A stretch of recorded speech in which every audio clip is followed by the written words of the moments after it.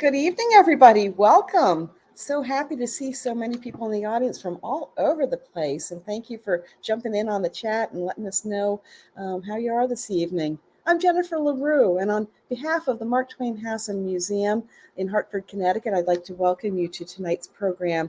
And having spent some time earlier today and just now in the green room talking with our guests, Jeffery Deaver and Stephen Barry, I promise you're in for a treat. They're really fascinating and fun, and they have a real rapport that I think you'll pick up on right away. So I just have a little bit of housekeeping to do before our program begins. I'll keep it brief because I know you're not here to hear me talk. But first of all, the chat. Keep chatting. That is part of the fun of the virtual programs. And we love to hear what you have to say and see where you're from and all of that. However, at the end of our program, the last 15 or 20 minutes are going to be given over to an audience Q&A. If you have a question for either Jeffrey or Stephen, rather than put it in the chat, can I ask you please to put that down at the bottom of the screen where you see the Ask a Question tab? And that makes it a whole lot easier for me to manage that part of the program. And also, you can go in there and look and see what other people have asked. And if you have the same question, you can upvote it, and that kicks it to the top of the pile. So please, again, chat away in the chat, but post your questions and ask a question.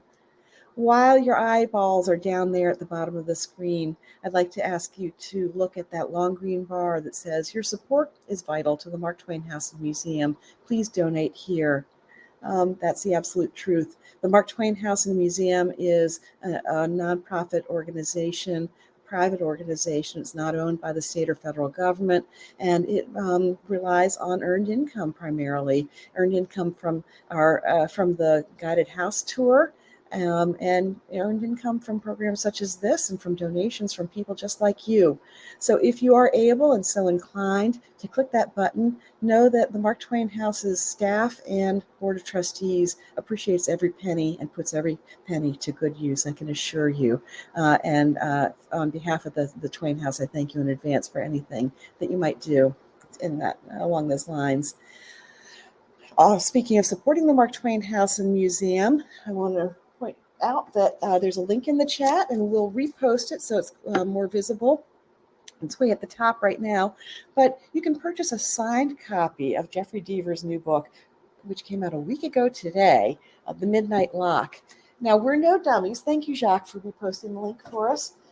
We know, the Mark Twain House knows that you can purchase this book elsewhere, but know that if you purchase it through the Twain House, through the museum store, you not only get a signed copy, which is not always the case, but your purchase supports this really important institution, the Mark Twain House and Museum. So consider doing that if you will. So the last thing I want to do is acknowledge our sponsors. Tonight's program, like so many of the Twain House programs, is sponsored by the Wish You Well Foundation and by Connecticut Public WNPR.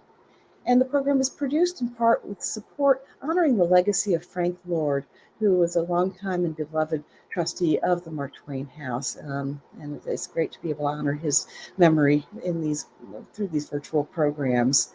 To learn more about upcoming virtual programs, including the other two coming up this week, go to marktwainhouse.org and check out our calendar there. Let me introduce our guests.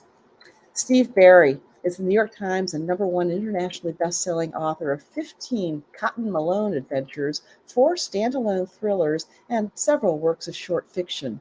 His books have been translated into 41 languages with 25 million copies in 52 countries. I had to reread that. That's a lot of books.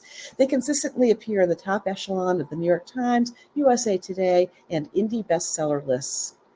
History lies at the heart of every Steve Barry novel. It's his passion, and one he shares with his wife, Elizabeth, which led them to create History Matters, a foundation dedicated to historic preservation. Since 2009, they've crossed the country to save endangered historic treasures, raising money via lectures, receptions, galas, and other activities. And to date, 3,500 students have attended these workshops and nearly $1 million raised. Stephen was a trial lawyer for 30 years, and he's a founding member of International Thriller Writers and served 3 years as its co-president. Stephen is going to be in conversation with Jeffery Deaver, an international #1 best-selling author also. His novels have appeared on bestseller lists around the world. His books are sold in 150 countries and translated into over 25 languages. He served 2 terms as president of Mystery Writers of America and was recently named a Grand Master of MWA, whose ranks include Agatha Christie, Ellery Queen, Mary Higgins Clark, and Walter Mosley. The author of more than 40 novels, 3 collections of short stories, and a nonfiction law book, and a lyricist of country and western album, he's received or been shortlisted for dozens of awards. NBC Television recently aired the 9-episode primetime series Lincoln Rhyme, Hunt for the Bone Collector. So people, please join me in welcoming to our screen Jeffery Deaver and Stephen Barry. And let me just toggle your mics on, fellas, and welcome. Thank you so much for being here with us this evening. Well, good to be here. Thank you. Thank you so much, Jennifer. Thank you to everyone involved with the Mark Twain House and attendees. And of course, my good friend, Steve. We do have sort of parallel careers. I was an attorney as well, although I was the back room kind of guy. They didn't let me in the courtroom. They were afraid I'd ramble on and on and on, as I may do tonight. But I wrote pretty good briefs, I will say. Well, hopefully it won't come to that tonight. I think people are here to not to hear about your legal briefs. But so Steve, when comes time, will you please call me back on to help with the Q&A? I shall do that. All right. Well, very good. Well, I'm going to sit back like everybody else and enjoy, and let's have fun. All right. I do want to ask you, Jeffrey, first off, I'm fascinated by something. Tell me about the law text you wrote. Oh, the law text. All right, I'll back up just a little bit. I went to journalism school. I have a Bachelor of Journalism degree, and but I decided, I did some business law reporting. It was kind of interesting, but I thought if I wanted to get in the big time, like work for the New York Times, the Wall Street Journal, the Washington Post, I should have some specialty. And you know that like the serious reporters with the New Yorker, Atlantic too, they have a background in something, maybe science. But I thought, well, you know what? I'll get a job with the New York Times as a legal reporter. I'll go to law school at night. And then which I did, I went to Fordham Law. And then much to my surprise and the surprise of every teacher I had ever had throughout my entire life, I did pretty well in law school. That is not true of my undergraduate degree or even going back to grade school. But a firm offered me a job and I thought I'd try it for a little while, and I did. But I have to say, I love the process of law school, of law education, better than practicing law. I was not a go for the throat kind of guy. I couldn't do that. I would go I assisted on a couple trials, and I would have to come up with questions, cross-examination questions, and it looked like the person on the stand was going to cry, and I would want to cry. I felt so bad about that. But I loved the law school process. So I wrote a book basically on how to study for law school. That was, my gosh, 40 years ago, and it's still in print. In fact, I just got my royalty check for $132. So it's not extremely in print, but it's slightly in print. That's really amazing to write a text like that. I was just the opposite. I wanted to be in the courtroom and wanted to be that guy out front instead of in the back. I was a little bit different. During that first year, when was your first book published? What year? Oh my gosh, it was in the early to mid 1980s. And I'll tell you something funny about books. And I know you're a collector of books. I can see behind you, you have a collection. Yep. And I'm in my kitchen right now, where, by the way, I do most of my writing now because it's near the food and near the beer in the refrigerator. But I do collect books. And I learned something very interesting about book collecting. You probably know this too, and I think our viewers might be interested in it. The value of a book has absolutely nothing to do with the content. It has to do with two things: scarcity and the jacket. And if it's a good jacket and the book is not that common, it could be worth something. Well, my first book, we call them paperback originals. I'm sure you're familiar with those. They never went to hardcover at first. In fact, this book never went to hardcover at all. And it came out from a small company. Probably the print run was 1,000, of which they sold, I don't know, 100.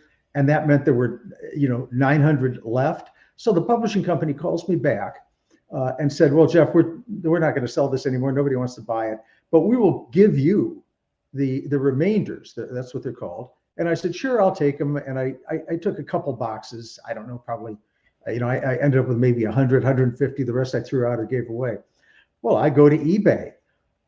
What the heck? Suddenly, because they were so rare and the book was in pretty good shape, these are worth like up to $800. So that's my retirement plan. I'm very bad in the stock market, but one thing I did do was hold on to this first really bad, egregiously awful book, but it still is a collector's item. And in fact, if anybody in the audience is interested, you can contact me, jeffreydeaver.com, and we'll work out a deal. I promise.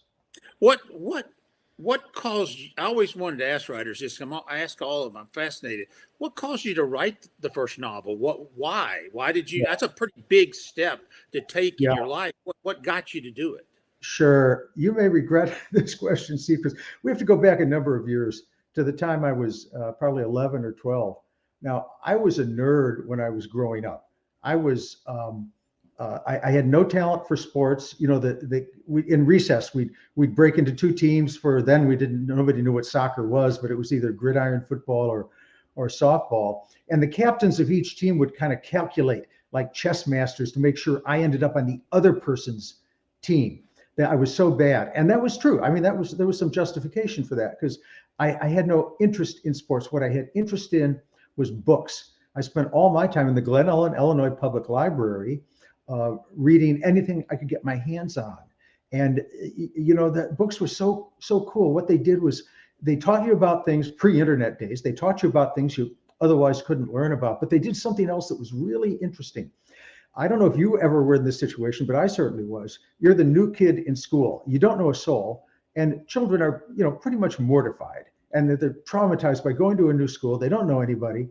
And, but then you'd look across the playground and somebody was holding a copy of a book like my sister loved, the Little House on the Prairie series, or they'd be holding a copy of The Hobbit, and you'd walk up to them, you're very shy, and you'd say, oh, wow, if you read that, you got to the part about the dragon yet?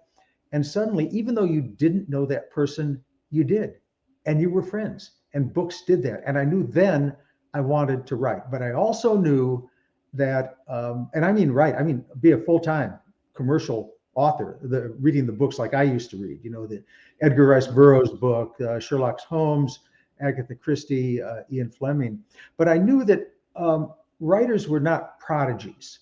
I knew that at a very young age. Jackson Pollock probably was spilling paint on his mother's floor when he was 4. We know Mozart was composing at a very young age, but writers have to live a while. So I just said, I'll take my time. And so in the 30s, I tried my hand at fiction. I tried my hand at poetry. I wrote my journalistic articles and wrote a law review article, but all the time I was working on fiction, moving a little closer to leaving my day job.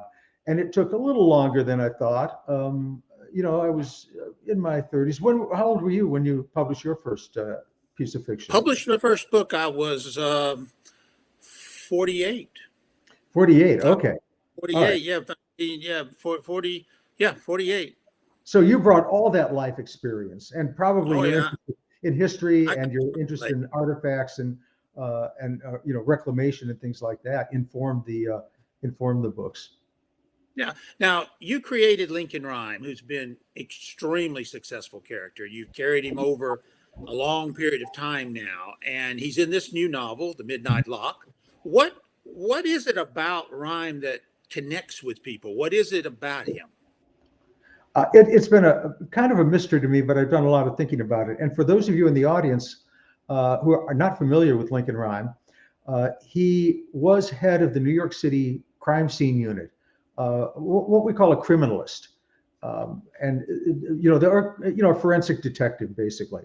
But he was injured on a crime scene before The Bone Collector, the first book in the series, opened, very badly injured. He became a quadriplegic. And he was obviously a devastating, catastrophic injury, but he did not give up. He became a consultant for the New York City Police Department, and to this day, after 20 years, he continues to consult with them.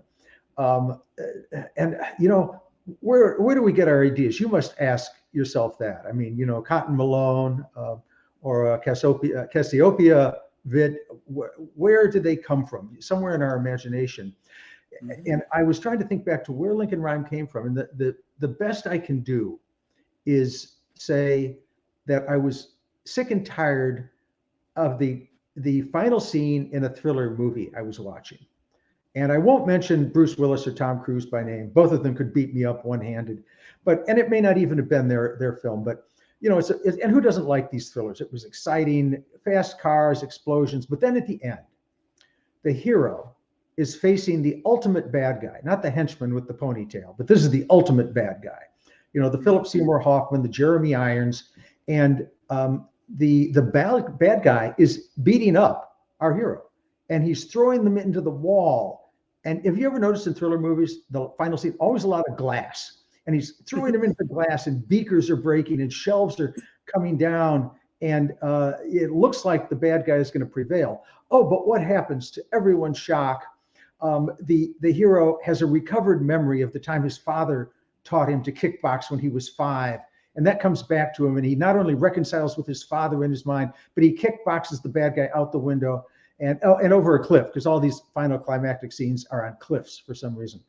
Well, who doesn't love that? I mean, they're fun. But I thought, it's junk food. I'm not satisfied after that. What if there were a hero, a thriller hero, who had to outthink the villain, who could not kickbox, who could not pull out a gun that he'd hidden in the third act, or the first act of the show, and pull it out in the third act? I want a modern day Sherlock Holmes who is unable to fight back. So I thought, well, what could I do? I could have him tied up in duct tape, but that's a cliche. We've seen that in every bad made-for-TV movie. Or I'll make him a physically disabled. And I have a little personal history with paralysis, so I thought, well, maybe I'll make him a quadriplegic. I'll go all in for this.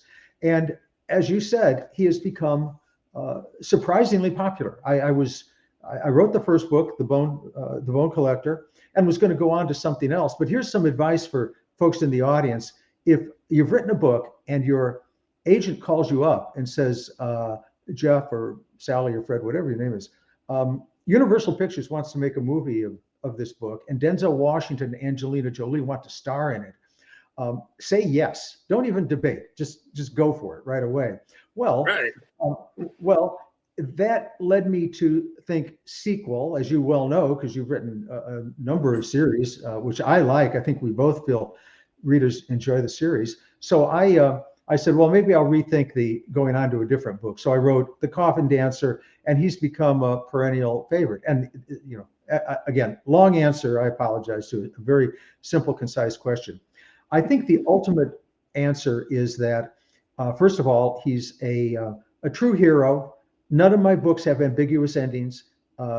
Evil always loses in my books.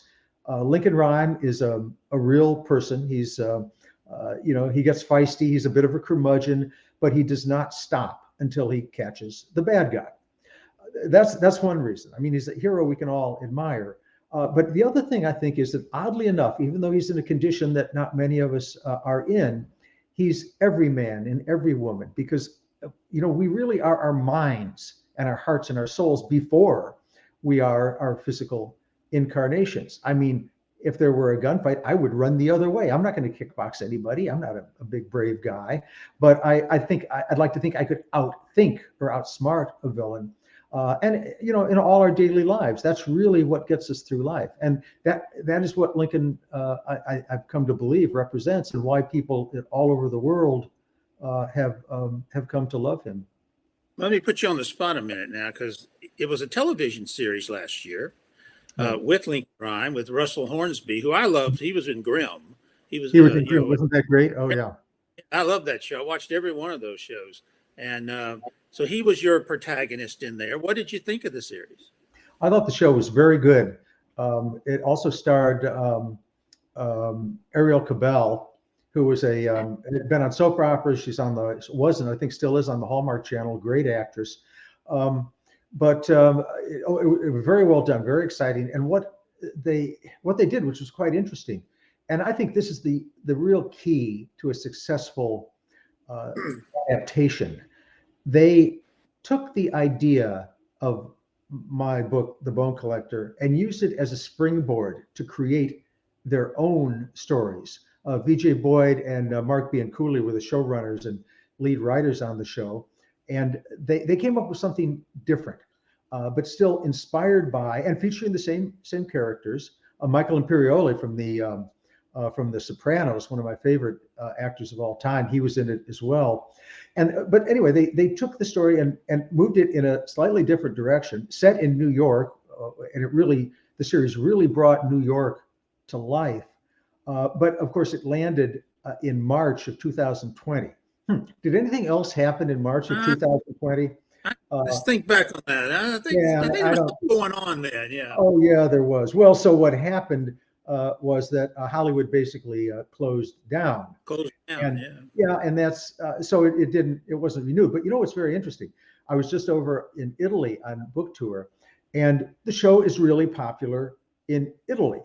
And I should say there it's dubbed. So it's kind of a kick to see your characters speaking fluent Italian. It was just weird.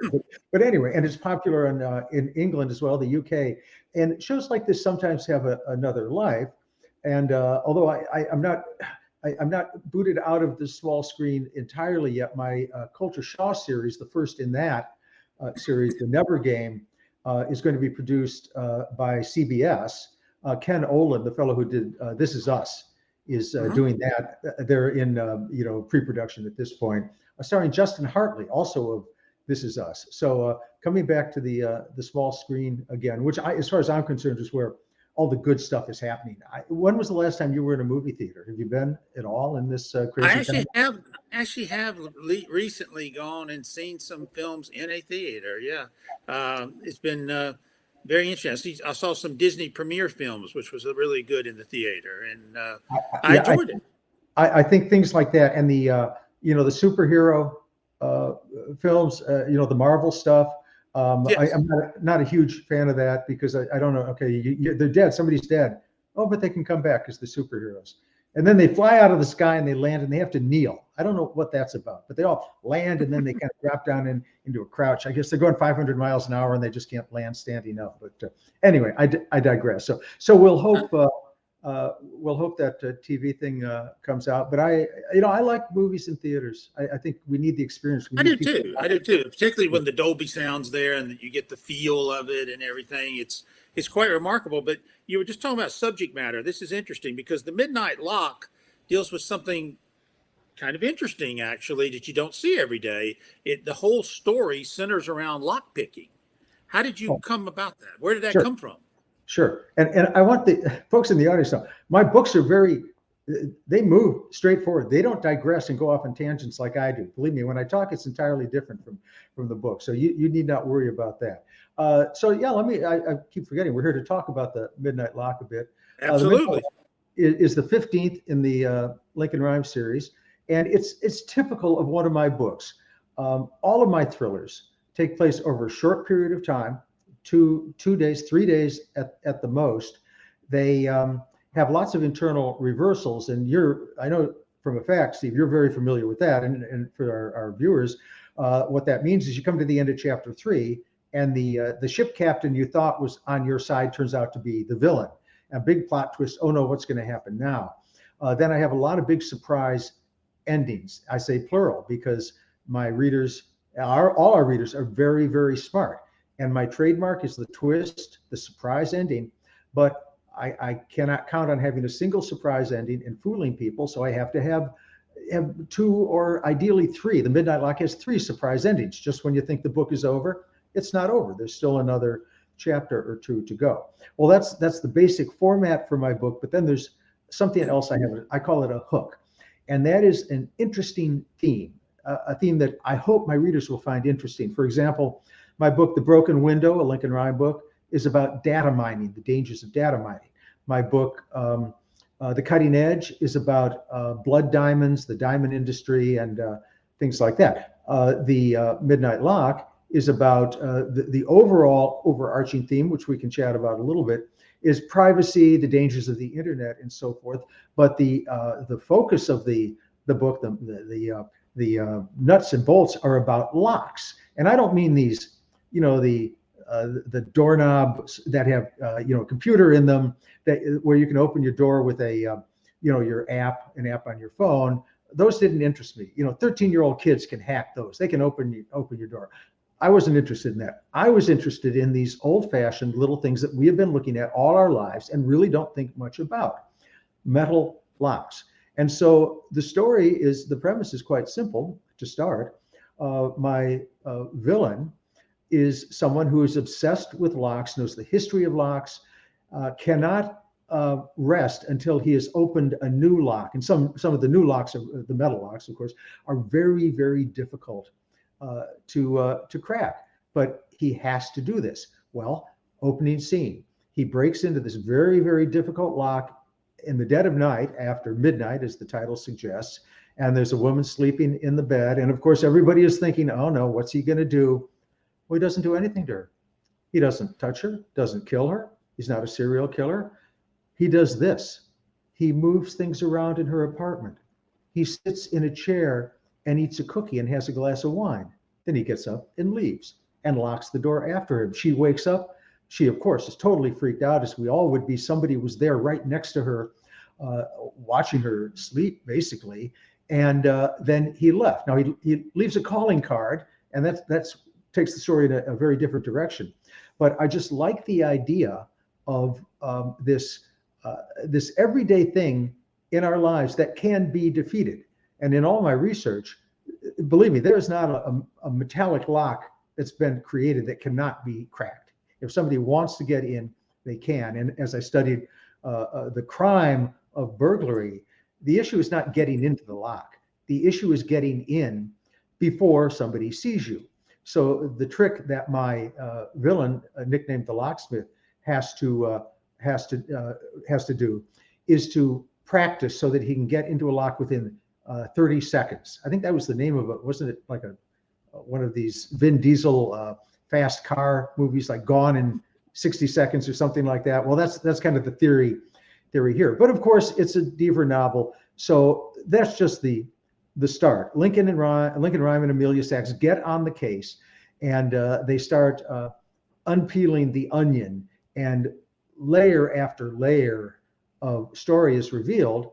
And we see there's a media empire that might be involved. There's a fellow who's obsessed with the internet and everything you can find on the internet and videos posted on the internet. I learned this, it's fascinating. If you were to stop whatever you're doing right now and watch every video that was available on YouTube, one at a time, you would sit for, how long do you think? Well, I'm not putting you on the spot. It's like 30,000 years. There are so much, it could be infinite, probably. And in the time I've taken to say that, there are probably another 20,000 revealed. So anyway, that is a subplot of the book too. I sort of call it Succession, that great show you may be familiar with. Succession meets Dexter. Did you do practical research, or was it all from books? Oh, sure, I did. Well, you love your research. I mean, you travel around. I mean, how many countries have you been to for your research, would you say? I mean, pre-COVID, of course. I don't know, 25 or 30 maybe? I don't know. It's right. A lot. Isn't that, what was the most, I mean, did you ever have anything tense happen in research? Was there a guard who wasn't happy about you being there? Yeah, that happens. That happens occasionally. But once you explain things, what you're doing, you're pretty much okay. They initially are not, don't know what you are, but once you explain it, you're all right. Yeah, I tend to go up now and be more proactive and do that right up front. Oh, right. Did you have a book, like a Cotton Malone book with you, and you could say, here, no, there's a picture on the back?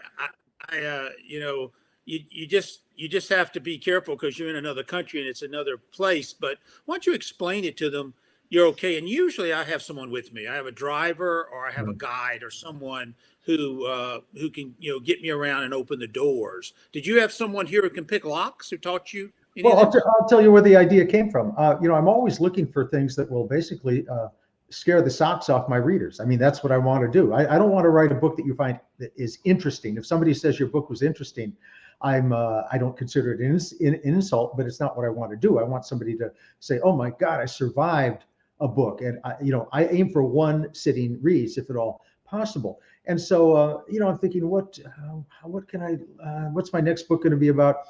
And as it turned out, I was locked out of my house. The doors are self-locking, and I had left the key inside. Call a locksmith. He shows up, and of course, after verifying that it was in fact my house, that is a ploy he said that has been tried before, usually unsuccessfully. He took out this set of tools, and in like 10 seconds was in the house. I was in the house, and which is kind of scary. Right? Well, exactly. But I had two happy thoughts. One happy thought: I could get back into my house because it was time to feed the dogs, and they were a little irritated that I was not feeding them. I was standing outside with a stranger. Thought one. Thought two: I've got the idea for my next book. And little by little, and we can talk a little about technique if you like, because we've done that. You and I, Steve, have talked about writing technique before. But I kind of get an idea, then I plan it out ahead of time. But part of that planning is research.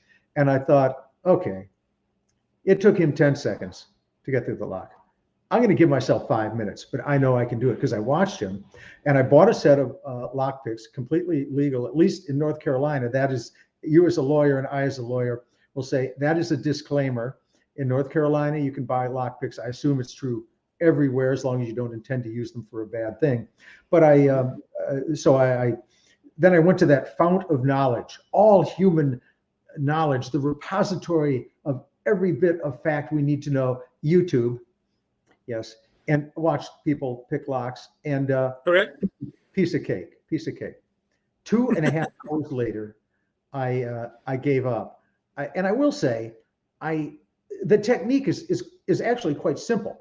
A lock operates because there's a cylinder with holes in it, and little pins drop into the cylinder, the holes in the cylinder, and they keep the lock from the cylinder from turning and opening the door.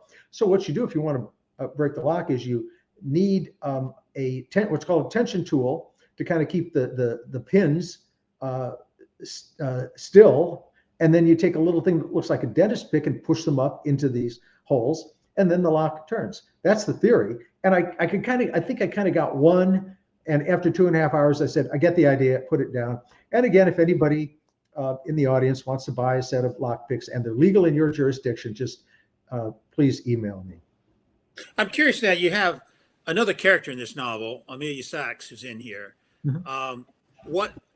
Tell the readers a little bit about her and that relationship between her and Lincoln. Sure. Amelia is a police officer. She's now a detective with the New York City Police Department. And they met in the Bone Collector when she was a patrol officer, the uniformed officer. Mm-hmm. And they formed a connection. And the connection was this. Lincoln is, he's rather cold. He's calculating. He's an intellect. He has, as I say, absolutely no patience for other people. He's the definition of introvert. Well, he's a very compelling character. As I told you, in creating him, I wanted somebody who was like Sherlock Holmes, very cerebral. Sherlock Holmes, very popular. But these are thrillers. We need car chases. We need gunfights. We need somebody, a strong woman, also completely upright and moral, with a switchblade in her back pocket that she wields from time to time. So they were a yin and a yang. They came together and formed this gestalt of a personality so that they are completely complementary. And I like the kind of twist on it that he's sort of the stay-at-home character and she's the go out and kick bad guys butt character. And their relationship developed over the years. And about 2 books ago, maybe 3 Lincoln Rhyme books ago, in the Burial Hour, they got married. It was a big surprise. The book was set in Italy, and they flew to Lake Como for the wedding. But of course, I had to detail that in a short story because it's entitled Vows, I think, and you can just go to my website and you can find a copy of it if you like. And of course, Lincoln and Amelia cannot go anywhere without chaos ensuing. And so they have to postpone the wedding for a little bit while they track down a serial killer. And just for the record, if the IRS is listening, that trip to Lake Como I took, it was fully deductible because I did research and I have the receipts to prove it. I don't want to give anything away in the book, and I don't think this question will, but I am curious. Why did you feel the need to put Lincoln's entire career on the line with this novel? Oh yeah, and this is not a spoiler because it happens right up front. Right. Lincoln, of course, is a consultant, and he. I have a courtroom scene. Now, I don't write courtroom scenes because, as you know, Steve, the what we see in the movies is not really the way it works. Not even close. Not even close. It's not even close. In a trial, there are no surprises. The doors don't swing open in the back and the surprise witness comes in, or somebody pulls out this evidence. Oh, here's the smoking gun. That doesn't happen. Everything is known ahead of time. And what that means is a legal thriller has to take a huge amount of time, and there's not much of an opportunity for those big twists for the books I write. Now, what John Grisham writes is a different type of book, and Steve Martini, people like that, that's a different sort of book. Have you ever written a legal thriller? I have not done that, and I won't say never, but it's not something that really interests me. But I would, as I get older, I might like to take a crack at it. Maybe one with a new kind of twist. I'll tell you this: in the Midnight Lock, there's that one chapter where Lincoln is being cross-examined by a defense attorney, and Lincoln, of course, is a witness for the prosecution, an expert witness. He's the criminalist, the forensic detective who discovered some evidence that was putting this mob boss in jail, they hope. But he makes a mistake, and the guy's let off, this heinous criminal. Well, it happens to fall at a time when this will not come as a surprise to the folks in the New York City area. There is a lot of political dissension going on in New York City and New York State government. Oh my God, imagine that happening. And so one character seizes on Lincoln's mistake, putting this bad guy back out on the street for political advantage. And so what happens? The mayor has no choice but to fire him. And he doesn't just fire him because it has to look good for the mayor. He has to, puff his chest out and preen. And he says, Lincoln, you're not only fired, but if you consult surreptitiously, you're going to go to jail for obstruction of justice. And that could happen. That is a real crime. And can you imagine someone in Lincoln's condition being in the Tombs? That's the downtown, the nefarious, just the awful holding cell area for the criminal justice part of New York City. And he says, anybody else helping you will be fired and they may be prosecuted too. Well, this is a subplot running through the book. It's no surprise. And again, this is not giving too much away. Lincoln says, that's not going to happen. So he runs the risk of that terrible consequence. And, not only is the bad guy, the locksmith, after him, there are these kind of creepy police officers who want him off the case for reasons that are ultimately revealed in one of those three big surprise endings. And so that is, all my idea of making the story move as quickly as it can. Just a very fast story. And I want to make sure we have time for some questions. But, most of the book promotion I do, most of the book promotion you do, it's pretty softball kind of stuff. We authors are there on radio, sometimes TV, because we're there to sell our books, and the presenters, the networks are there filling time until they get somebody interesting, like a woman who's killed her husband, or a football star, somebody like that. But this happened. This is a true story. I was on live radio in England, and I was expecting, Jeff, tell us about the book, but no. Somehow something about my book set the presenter off, and he pointed his finger at me and he said, Mr. Deaver, what do you say to the charge that your books are manipulative? And I don't think quickly by any means, but I had a moment of inspiration and I said, thank you. Yeah, that's right. That's the whole idea. That's what they should be, right? The whole idea. And that's the whole idea. I mean, my books are roller coasters. They have twists, turns, and surprises, the reversals that I was belaboring earlier when I was talking about them. But so what I do is create the core story and then these subplots that move the story along even more quickly. And so poor Lincoln, he doesn't have an easy time of it in any of it. Tell me, give us a little hint, if you can, of what's next. Oh, okay. Couple things are next. And if I were clever enough technology wise to share my screen, literally 5 minutes before we came on, a little bit early with you and Jennifer, so I could kind of, we can get the technical stuff done. But all day from like 8 this morning until well 6:40, I guess, I was working on my new Culture Shaw book, and I could share it because it's on a background screen. But I'm sure I would, destroy the entire our fragile system here. So I'm not gonna do that. But that's the new Culture Shaw book that will be out in May. Culture Shaw is my itinerant vagabond hero who travels around the country looking for rewards. And then meanwhile, I'm also working on the new Lincoln Rhyme for 2023. And in the interest of shameless self-promotion, which that's what we're here for. Which is why we're here, by the way. Exactly. That's the whole point. Not only am I manipulative, I'm a salesman too, as we all are. If anyone wants kind of a taste of what the next Lincoln Rhyme will be, please go to my website and look for a short story called, or Putnam's website, the Perfect Plan, A Perfect Plan. And that is kind of a springboard into the new Lincoln Rhyme book. It doesn't give too much away, but it's kind of fun. So I've got and then I have short stories coming out and stuff like that. Now, but come on, tell us what do you have in the works now? Are you and MJ doing something as well? And maybe explain about your the co-authoring that you guys are doing now, which I find fascinating. MJ Rose and I do some Cassiopeia novellas. We've done 4 that are out there. We're not planning any more right now. The next book for me will be The Omega Factor, June of next year, which is a standalone. Cotton Malone's going to take a year off next year. Okay. All right. And I created a new character who's going to deal with the most stolen and vandalized piece of art in the world.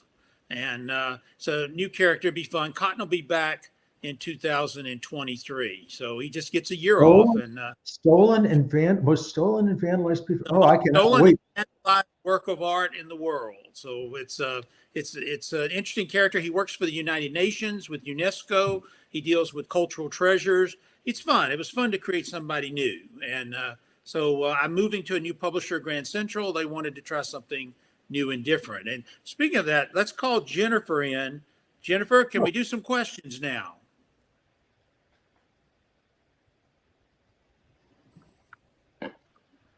Hey there. You're back. Sort of. Sorry that took me so long. Can we ever? I was absolutely riveted, and I'm sorry that it took me so long to get back on.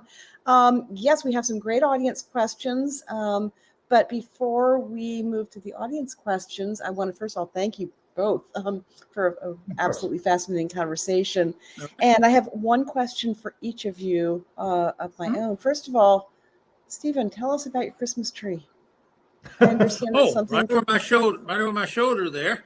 That is my, let's see if I can twist that just a little bit. That is my Star Trek tree. It's got, Star Trek, Hallmark puts out a Star Trek ornament every year. They used to do one every year. Now they do about 6. So they took kind of the fun out of it. But I still buy one every year. And I have every one back to 1990, I believe, was the first one. 31 years or so. So I put them on the tree there, and every year I bring it out. So that's my Star Trek tree.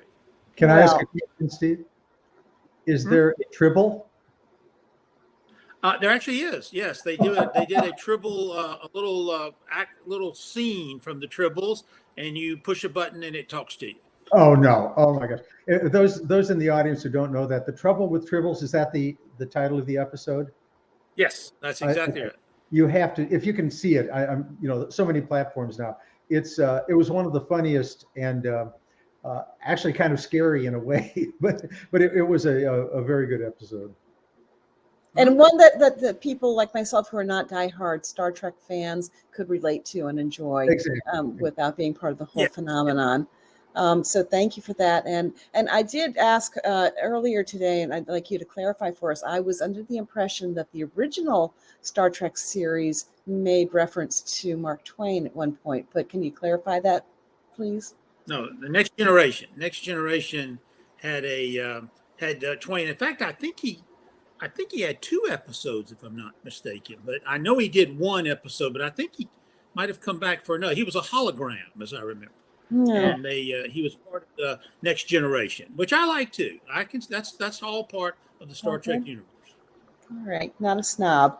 Not a Star Trek No. snob. So before we move to audience questions, one of the things that I like to say about the Mark Twain House is that it is a writer's home and a home for writers. And at the very bottom line, we're talking about writing. And I'd like to know, I mean, both of you are so prolific such great writers. Can you each talk a little bit about your writing routine, when you write, how much you write every day, and whatever else might be interesting to folks about your writing routine? Jeffrey, go ahead. Tell us. Sure. For me, it's a job. I've been writing full-time now since I quit practicing law and legal editing over 30 years ago. I love it. I'm a bit of an introvert, so I enjoy spending time alone. I spend probably more hours now than when I was an attorney, 6 days a week, probably 9 hours a day. That's not all writing, because what I do is, the way I approach a book is, I like Joyce Carol Oates's comment, you can't write your first sentence until you know what the last sentence is. I'm paraphrasing, but so I'm an outliner, and the world of writing is divided into plotters and pantsers, as in seat of the pants. One is not better than the other. It's just what I'm comfortable doing. So I do extensive outlines, 8 months of outlining. The Midnight Lock outline ended up being about 130 pages. That's before I write a single word of the prose. Then I write the book very quickly because I know where it's going. And then I revise a great deal. Ernest Hemingway, quoting a couple authors here, Ernest Hemingway said, there are no great writers, there are only great rewriters. And I believe that's true. So I do a lot of rewriting, and I do a book a year. I consider myself a manufacturer of a product. I'm no different than Procter & Gamble or General Motors. And, you can't go to your pharmacy and look at the empty shelf and see there's no toothpaste there. P&G wasn't motivated by the muse to make toothpaste this month. Well, that doesn't work. If that works, the consumers, that is my readers, will go to someplace else, and I don't want that to happen. So I make sure there's a book a year. This year I've done two. The Midnight Lock earlier was the final twist, the third in the Coulter Shaw series. So in a nutshell, that's how I approach writing. Wow. I appreciate your candor. A lot of people will talk about, like you said, the muse and being an artist and everything. And I think that was a really frank and really refreshing answer. So, Stephen, do you have anything to add to that? No, I'm a plotter as well. I don't do like Jeff, though. I wish I could do a full outline all the way through. I try to stay about 50 pages ahead of myself, but I do have a general idea where I'm going and what I'm doing. So I'm not a pantser, as we call it, where you just sit down and it just sort of comes to you as you go. That would drive me insane. I have to have some element of order to it. And I work about 6 to 7 hours every day, Wow. 5 days a week for sure. I work some on the weekends if I feel like it. If I don't feel bad about it. But during the week, I have to work, and it's a job, and this is how I make my living. And I come up to this room where I am now, and I come to work up here, and I try to turn 1,000 words a day. That's my goal. If I can do 1,000 words a day, it's a good day. Wow. Thank you. That's very instructive. So I'm moving to the audience questions now. And Jennifer Romano says, how the heck do you have a mystery that always has surprise endings and shocks, and I never see it coming, but the clues are always honest and you never use cheap cheats to mislead? Just how? Good question, Jennifer. Yeah, thank you so much, Jennifer. It is a lot of work. As I said earlier, you guys are really smart. If you read my books, you read all crime books, all sorts of crime books, and the convention of twists is pretty well settled now. That's where the outlining comes in, because I have the twist in mind, and then I go back and I seed the clues in, because you can't cheat. You have to play fair. And I only do that because, again, I want the book to be the most emotionally engaging experience that it can be. I want palms to sweat. I want you to miss work. I want you to incur the wrath of your boss and your teacher if you're in school, and your spouse when you don't come down to the dinner table. I want to just captivate you for that much time. And I found that the twists and turns do that. Now, I love character-driven stories. The difference I look at is Ruth Rendell versus her alter ego Barbara Vine.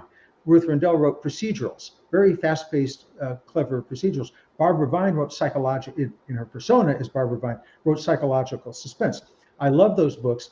I don't have a talent for it, but the fact is, what I really like is that roller coaster, that race car of a story. Wow, that was a very good question and a very good answer. Jane has another good question.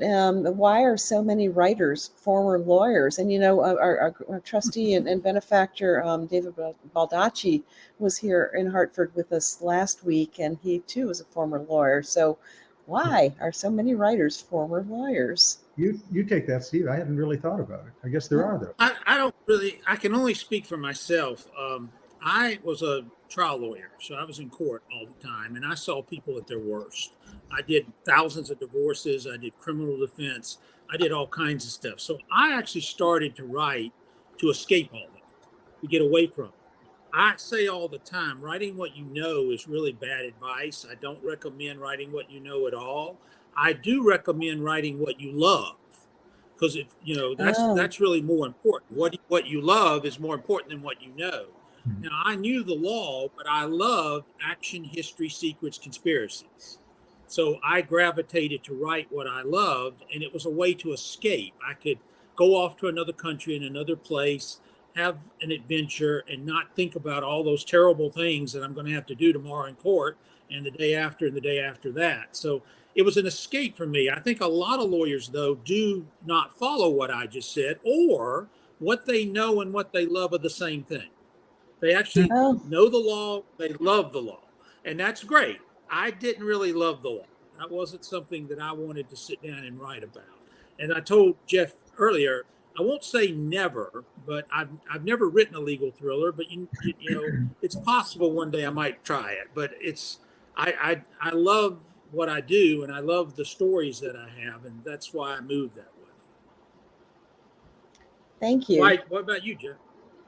Well, again, if you recall what I said earlier, I never intended to practice for any length of time. It was kind of a way to get some experience while I was writing my first novels. The one thing I found helpful about law, though, was that, as I was going to say, as we mentioned earlier, in a trial, you're always prepared. You prepare ahead of time.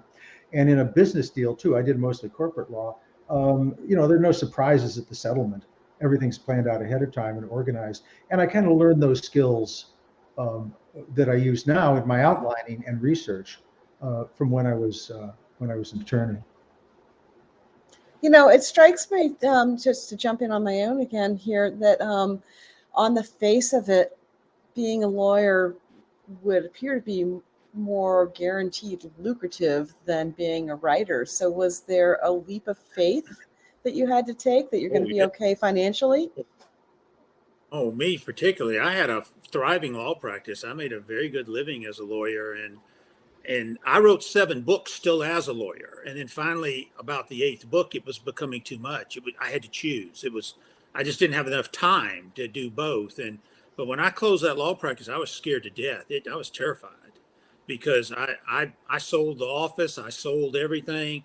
I didn't burn the bridges. I nuked the bridges. There was no going back. So I was done, and it scared me to death. Yeah, I mean, it was very frightening, but luckily I waited long enough. I took some very good advice from other writers, and I picked the time wisely, and it turned out well. And I actually did my last case 13 years ago next week. Next week I did my last. Congratulations. I remember it. I did a divorce. Yeah, I did a divorce, to a judge. It was a non-jury divorce. I tried it around the 17th or 18th, 16th or 17th of December. And I remember when it was over, I looked up at the judge who I've known for years. I said, well, that's it for me. Wow. What a moment. I'm finished. That was, there are no more for me. I'm done. And so, yeah, I like practicing law. It was fine. I don't want to do it again. That's where it is. I did it. It was great. And I don't want to go back. And how about you, Jeffrey? I mean, you've explained that it was kind of a means to an end for you, but how did that work out for you? Almost identical. I published six novels before I quit, and so I cut my salary in half basically. But I'm not an idiot. I don't believe if I consider myself Procter and Gamble, you can believe that I'm not the starving artist up in the garret. That's not the way I'm going to live. But I plotted it all out. I looked at the finances, and I didn't do spreadsheets, but I could kind of see that I could live this long. And if everything fell apart, I could go back and do something else, although I didn't intend it to go bad. But I guess the big thing for me, I was single, and the big issue for me was, would I be able to not go into the office, to not see the people I saw. I worked for a big Wall Street law firm, and well, was that going to work or not? Well, as it turned out, I didn't regret it for an instant. I woke up the first morning, I wasn't going to go into the office. I walked, my commute was 12 feet to my desk, and I never looked back. I said, I've never been happier. And that was 32 years ago. Wow, that's inspiring. Thank you. So Alan Kimball in our audience says, this is a question for both of y'all. I don't know where you're from, Alan, but that sounded pretty Southern.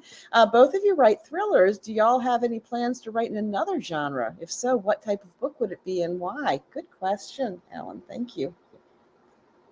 What about you, Jeff? What would you do? Well, no, I go back to, I cited some literary geniuses, Hemingway and Joyce Carol Oates. I'm going to cite another one, Dirty Harry. Clint Eastwood, who said, a man's got to know his limitations. And I'm comfortable writing thrillers. I have done it for many, many years. I have never tried sci-fi. I have written a bit of horror. And in fact, for audible.com, I write original audio short stories that are horror. Shorts. They're shorts. They're only about, I don't know how long they run, but they're I think about 50 or 60 pages when I write them. So they're, however long it takes to read that. And that's kind of fun to do, but they have kind of a thriller element to them. But basically, no, I'm comfortable in this genre, and don't want to go out and try my hand, like Harry Potter meets the zombies. It's just not going to work for me. So you're not going to write a romantic comedy anytime soon? No. Although I will say this, I have tried to write comedy, Carl Hiaasen comedy or Dave Barry comedy, and it was a complete disaster. I haven't burned many manuscripts, and in fact, I didn't burn it and I didn't delete it, but that will never see the light of day. So no, I will. I'll probably stick with what I know. Fair enough. How about you, Steve? Oh, I've written a suspense thriller that I have, a pure suspense thriller. It doesn't have a history element or anything, that's finished. I'd love to sell that to somebody. It'd be fun to do it. It's a fun story, and a kind of a little action-packed little suspense thriller, pure suspense, kind of like your Harlan Coben type story in that vein.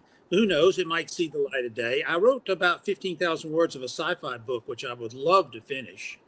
But my problem is Cotton Malone takes a full year. It takes all I got. Right. And my brain just can't do it. Every once in a while, I'll digress over and try it. I would love to do some romantic comedy. I'd love to write a Hallmark movie. I think it'd be great.